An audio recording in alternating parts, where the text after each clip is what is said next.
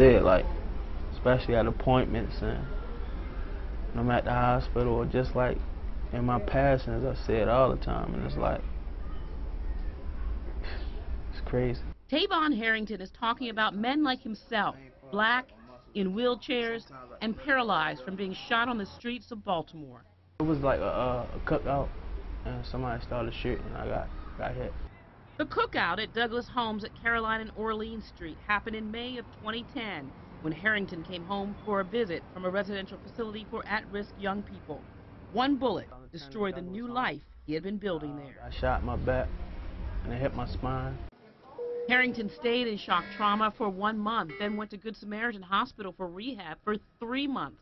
The bullet fragments remain in his back.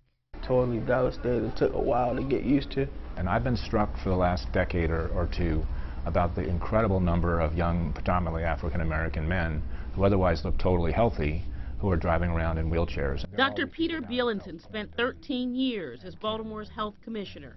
He teaches a course at Johns Hopkins that focuses on the public health and social ills of the city.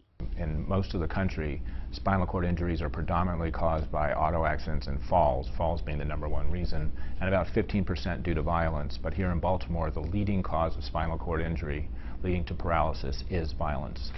People like Harrington will need a lifetime of care and assistance with daily living, from eating and bathing to caring for bodily functions, changing catheters, tubes, and bladder bags.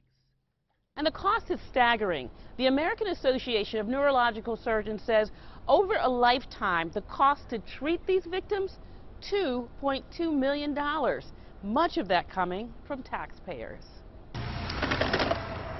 For an individual in the first year of following a spinal cord injury, it ranges from about $200,000 to $750,000 for healthcare costs and for rehab costs.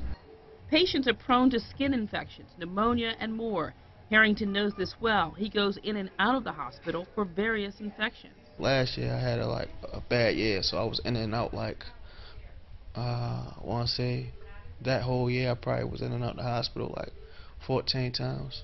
This year I did good. This is probably my 3rd time in the hospital.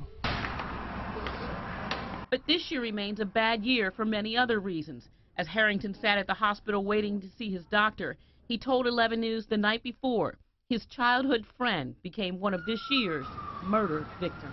A good dude. I don't get into no type of trouble like that, so I don't understand. It's heartbreaking, man. To see a lot of people that I know or just dying is traumatizing, and it's just getting out of control.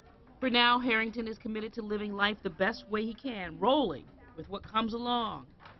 For the 11 News I-Team, I'm Lisa Robinson.